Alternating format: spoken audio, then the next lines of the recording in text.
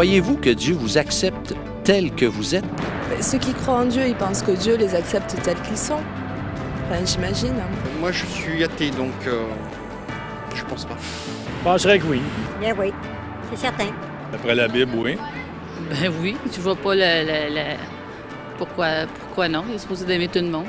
Oui, probablement. Effectivement, oui. Oui, pourquoi pas?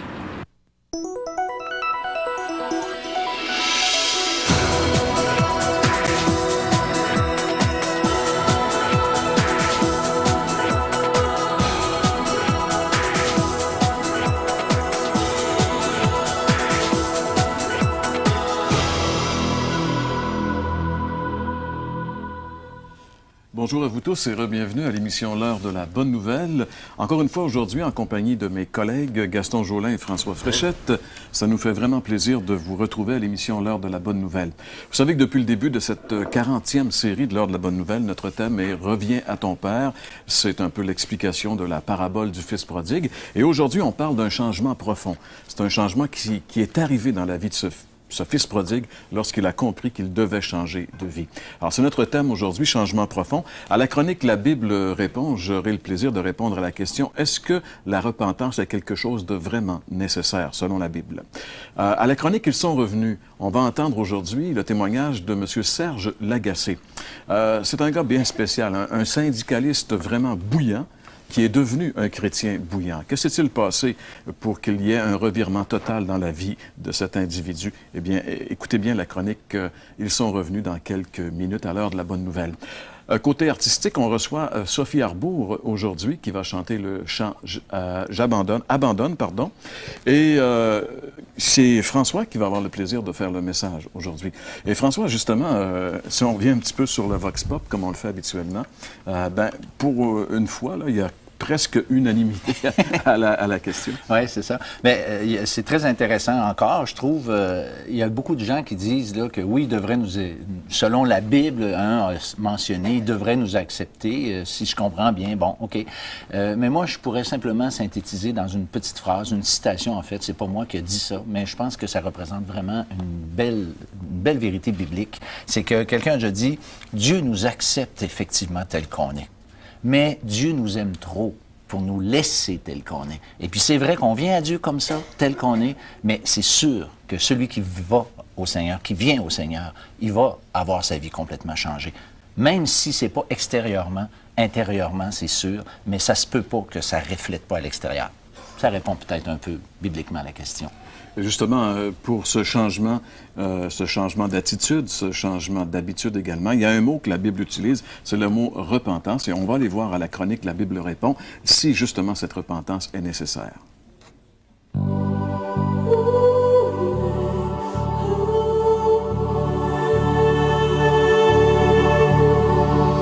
Selon la Bible, la repentance est-elle nécessaire? Eh bien, le mot repentance, tout comme le mot conversion, n'est pas un mot qui est tellement utilisé de nos jours. Pourtant, ce qu'il signifie est tellement important que Jésus a déclaré que si cela n'arrivait pas dans notre vie, c'était pour nous la perdition assurée.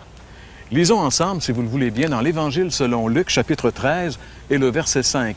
C'est Jésus qui parle et il dit ceci. « Je vous le dis, si vous ne vous repentez, vous périrez tous. Si vous ne vous repentez, vous périrez tous. » Le message est quand même simple et clair. C'est ou bien on se repent, ou bien on périt. Mais peut-être que comme la majorité des gens, vous vous dites, c'est bien beau tout cela, mais qu'est-ce que ça signifie vraiment, se repentir? Eh bien, encore une fois, j'aimerais vous expliquer la provenance de l'idée de la repentance. Le mot repentance est la traduction française du mot grec métanoïa, qui signifie littéralement changer de vie. D'ailleurs, la plupart des versions modernes de la Bible traduisent métanoïa uniquement par le mot « changer ». On doit changer parce que par nature, on est pécheur. Par nature, on est ennemi de Dieu. Et à cause de ce fait-là, Dieu doit nous juger, Dieu doit nous condamner. Et se repentir, c'est reconnaître ce fait et accepter le verdict de Dieu sur nos vies. Parce que pour se repentir, ça prend au moins deux choses. Premièrement, nous devons reconnaître notre erreur. Et deuxièmement, nous devons inviter Jésus à venir prendre le contrôle de notre vie. Si cela se produit dans notre vie, c'est cela la repentance. Sinon, eh bien, la Bible est claire, nous allons périr. Alors, mes chers amis, selon les paroles mêmes de Jésus, oui, nous pouvons affirmer sans aucun doute que la repentance est non seulement nécessaire, mais indispensable pour aller au ciel.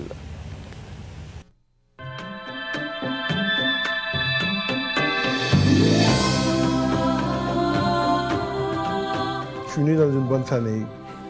Mes parents, mon père, c'est un homme fort, mon père, c'est un homme imposant. Puis mon père aimait beaucoup la lutte. Puis moi, ce que je voulais, c'était, si j'avais une priorité dans ma vie, c'était de plaire à mon père. Puis en sachant que mon père aimait beaucoup la lutte, bien, je me suis dit, je vais venir comme ces hommes-là. Je vais venir un homme fort. Puis ça m'a emmené dans la violence, une violence extrême. Ça m'a emmené dans un état d'esprit contre toute autorité. Je suis devenu rebelle contre toute autorité, les profs, n'importe quoi.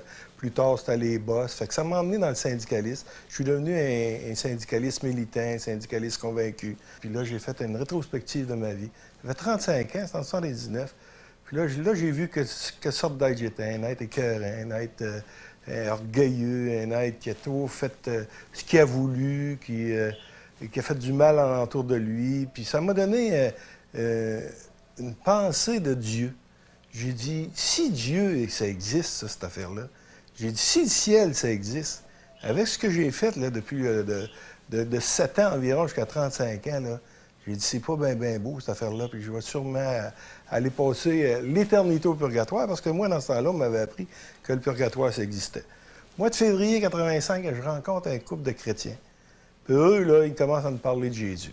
Ça leur Jésus, puis Jésus t'aime, Serge. Puis ça te prend Jésus pour aller au ciel. Sans Jésus, t'es fait. Tu peux pas aller au ciel sans Jésus.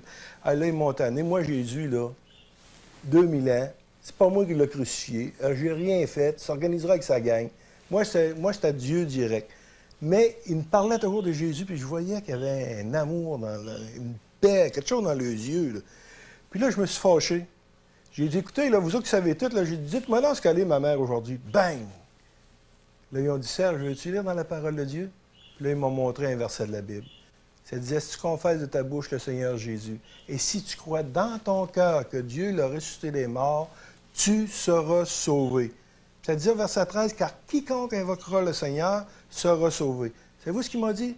Ils ont dit, Serge, si ta mère a fait ça, elle est avec le Seigneur. Puis là, il m'avait donné un petit pamphlet, les 5 pas vers le ciel. Puis là, il m'avait dit de lire la Bible puis de prier.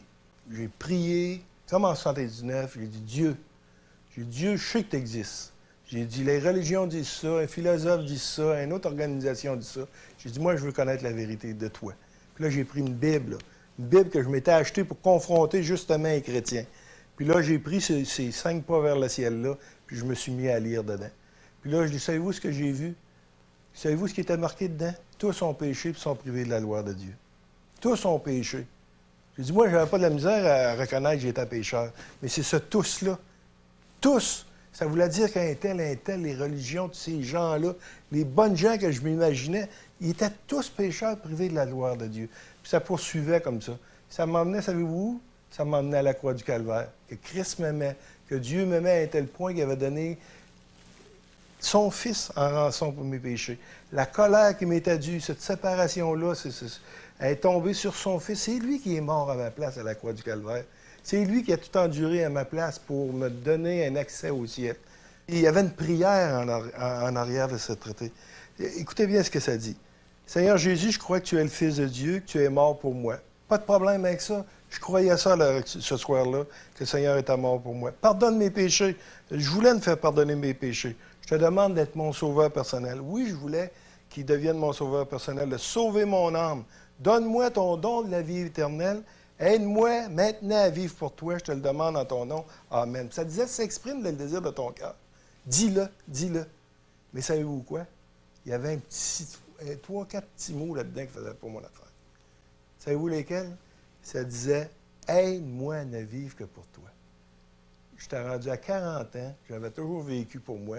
Puis là, ça me faisait prendre conscience que j'avais un engagement envers Dieu, envers le Seigneur, pour vivre pour lui. Là, il y a eu un combat, ce qu'on appelle un combat spirituel. Les forces du mal avec les forces du bien. Puis là, le Satan disait, là, c'est aussi clair que ça, là. Dis pas ça, va pas là. Écoute, t'as toujours été heureux comme ça. Va pas t'embarquer dans une affaire de même. Puis l'Esprit de Dieu me disait, Serge, si tu meurs cette nuit, t'es fait faites, je sais pas si vous avez entendu cette expression-là, faites comme un rat d'une cage à poules. Puis là, j'étais comme ça, indécis, je sais pas comment ça a duré de temps, jusqu'à ce que je me garoche à genoux, puis je demande à Dieu de pardonner mes péchés. Je demande à Dieu de rentrer dans ma vie. Je demande à Dieu de me donner la vie éternelle. Puis, savez-vous ce que je lui ai dit? Aide-moi à ne vivre que pour toi. À l'instant même, où j'ai dit ça, où j'ai dit ces paroles, je savais que j'étais pardonné de mes péchés. Il y a une puissance qui est rentrée en moi. Aujourd'hui, je sais quelle est la puissance. C'est Dieu lui-même, son esprit qui est venu m'habiter. Puis là, je ne suis plus devenu une personne réformée ou transformée. Je suis devenu une nouvelle créature. Je suis devenu un nouveau Serge. Savez-vous quoi? Savez-vous quoi ça donne, ça? Bien, c'est rassurant. Depuis ce temps-là, j'ai jamais eu peur que rien m'arrive. Parce que je sais que Dieu prend soin de moi. Je sais que Dieu il est souverain. Je me couche le soir avec l'assurance que peu importe ce qui m'arrive, je vais passer l'éternité avec lui.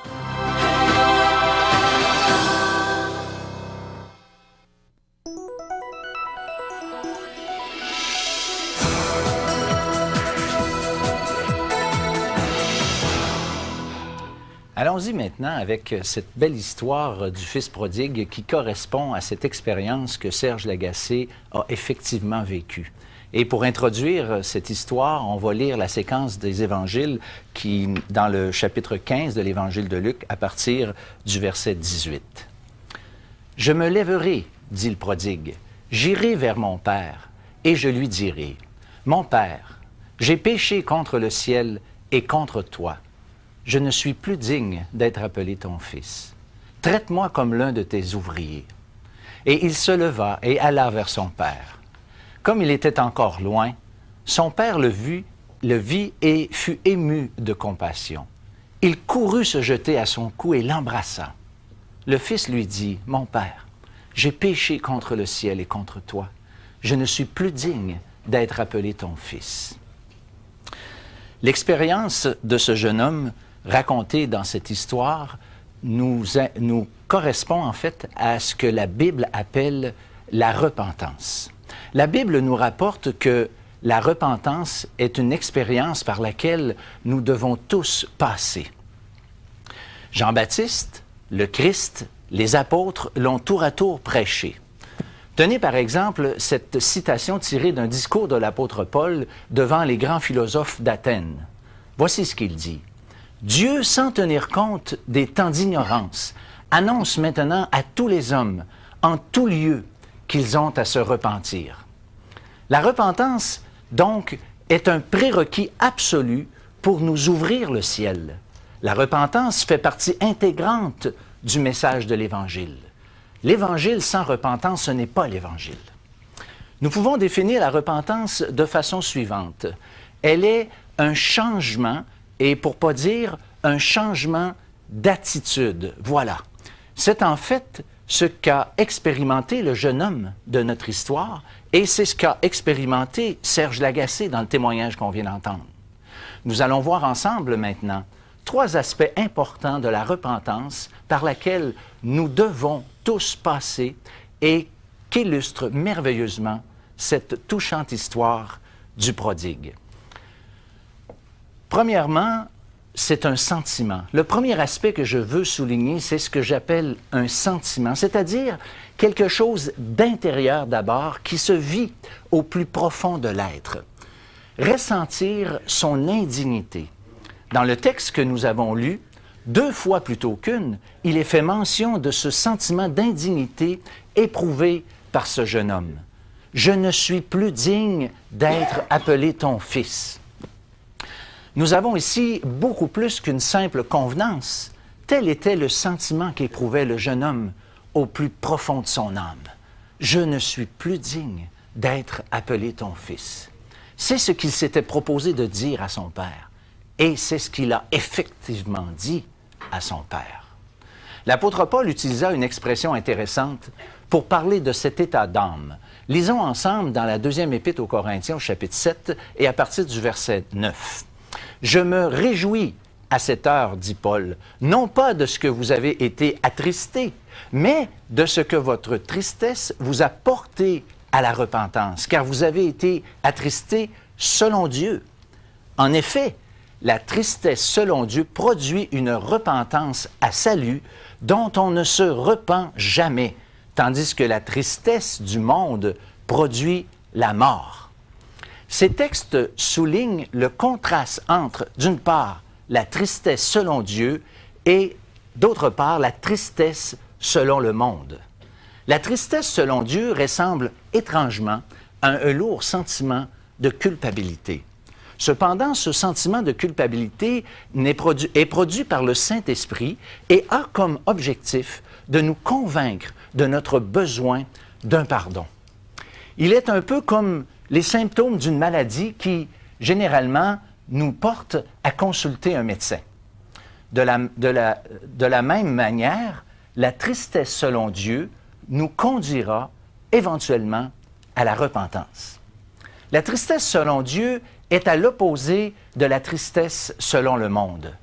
Plutôt que de nous conduire à la repentance et finalement à Dieu, cette dernière nous amène au désespoir, voire à la mort.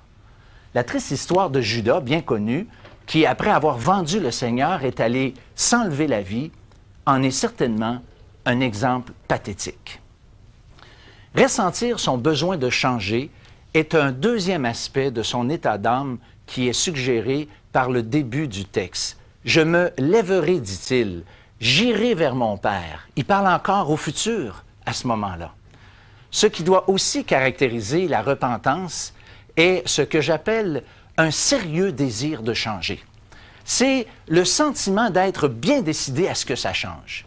Tellement décidé que même l'idée de demander de l'aide, d'avoir à s'humilier, voire même de confesser notre péché, rien de ces choses ne saurait nous freiner dans notre démarche. Tel était le sentiment de ce jeune homme.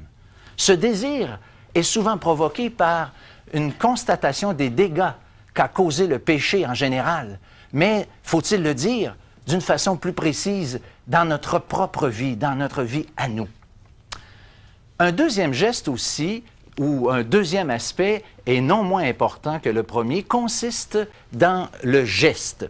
En rester simplement à un sentiment d'indignité et à un désir de changer sans poser aucun geste équivaut littéralement à manquer le bateau. Ce geste est illustré dans l'étape qui suit logiquement les sentiments de tristesse et de culpabilité qu'a éprouvé le prodigue.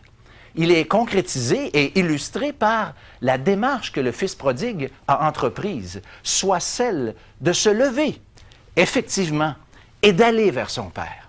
C'est cette idée de passer aux actes ou, si vous voulez, des sentiments et un geste extérieur d'un sentiment intérieur plutôt à un geste extérieur. Ce geste du prodigue, de se lever et d'aller, n'est possible que si, en fait, un autre élément est ajouté dans la démarche. Cet autre élément est simplement la foi. Ce qui a poussé le prodigue à se lever et à partir est cette faible mais suffisante confiance que son père serait éventuellement prêt à peut-être le prendre comme employé.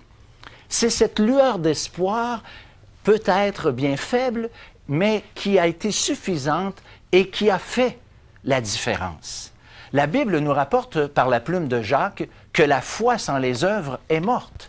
Ainsi, c'est la foi, cette confiance, cette lueur d'espoir qui a fait que ce geste de se lever et d'aller a pu se matérialiser. C'est cet élément de foi qui fait la différence entre la tristesse du monde qui conduit à la mort et la tristesse selon Dieu qui produit une repentance à salut. Maintenant, il faut parler d'un aveu, d'une confession. Le troisième aspect de la repentance est celui qui, pour ainsi dire, vient boucler la boucle. C'est celui de l'aveu, de la confession. Le même discours, ce qui est intéressant, c'est que dans le récit, c'est que le prodigue, il s'est jamais posé de question à savoir ce qu'il devait dire. Et il maintient essentiellement le même discours qu'il s'était proposé de le tenir. Il s'était proposé de dire à son père, « Je ne suis plus digne d'être appelé ton fils. » Et c'est ce qu'il dit effectivement, « Je ne suis plus digne d'être appelé ton fils. » On constate que non seulement il maintient le même discours, mais il le maintient même après avoir constaté l'accueil favorable de son père. Il y a une autre chose aussi intéressante qu'il faut remarquer, c'est qu'il assume sa responsabilité. Voilà, le prodigue prend entièrement sur lui sa responsabilité et ne rejette le blâme sur personne d'autre. Il dit « J'ai péché et je ne suis plus digne ». Il refuse de mettre au banc des accusés qui que ce soit ou quoi que ce soit. Brièvement, on peut aussi dire qu'il ne minimise pas sa faute. Et voilà une dernière chose, ni lui ni le Père ne minimisent la gravité de sa faute. Nous n'entendons personne dans cette histoire dire quelque chose comme « ce n'est pas grave, ce n'est rien » ou « c'est bien correct ». Bien au contraire, le prodigue dit clairement « j'ai péché contre le ciel et contre toi ». Chers amis, il faut en venir à ce fait. Il faut en venir là pour vraiment comprendre le pourquoi le Christ a donné sa vie pour nos péchés. Et venir à Dieu dans une telle attitude, et Dieu, comme le Père de la parabole, nous montre clairement que Dieu veut et peut maintenant nous pardonner, simplement parce qu'il a donné sa vie pour nous. Je vous invite, dans une réflexion personnelle, à le recevoir et à accepter cette grâce merveilleuse qui vous est proposée. Amen.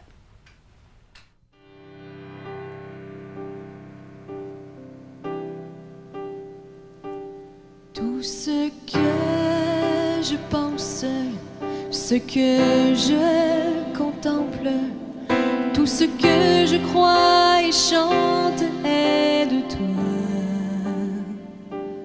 Tous mes rêves immenses, mes jours de vacances, mes moments de solitude ou de combat.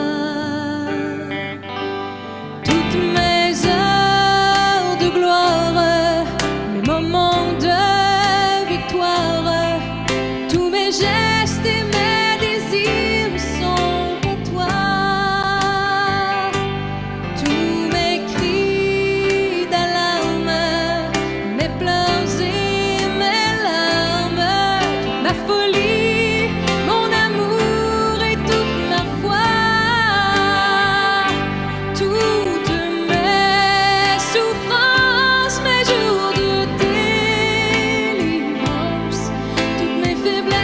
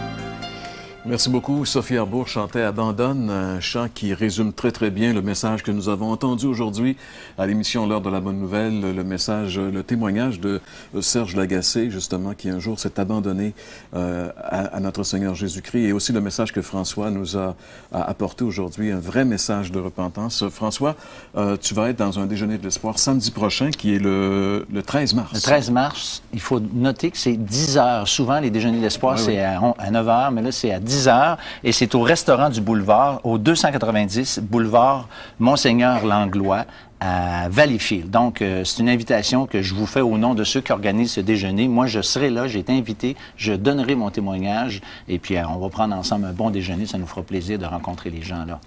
Et quant à moi, j'aurai le plaisir d'animer un déjeuner de l'espoir au restaurant Tracy. C'est dans le secteur Tracy de Sorel-Tracy. Et cette fois-ci, c'est à 9 h. 9 h à Sorel-Tracy. Pour les gens de la région, nous vous invitons à venir au restaurant Tracy à 9 h pour le déjeuner de l'espoir. Samedi prochain, le 13 mars. Et il nous reste encore quelques émissions. Si vous n'avez pas écrit jusqu'à maintenant, vous avez vu quelques émissions de la série peut-être, et vous n'avez pas encore écrit pour recevoir notre offre gratuite, eh bien, il ne reste que quelques émissions pour le faire. Ne vous gênez pas, bien sûr, c'est gratuit. Nous vous offrons le Nouveau Testament si vous ne le possédez pas. Nous avons la petite brochure Enfer sur New York qui fait un parallèle entre ce qui s'est passé le 11 septembre 2001 à New York et l'Évangile. Et nous vous offrons aussi le calendrier Bonne Semence, une méditation, l'Évangile chaque jour de l'année, 365 jours pour l'année 2004. Alors voilà, c'est ce que nous vous offrons gratuitement et nous espérons que vous allez nous écrire. Et puis, le temps est épuisé maintenant, alors nous vous donnons rendez-vous la semaine prochaine pour une autre émission de l'heure de la bonne nouvelle. Passez une bonne semaine et à la semaine prochaine.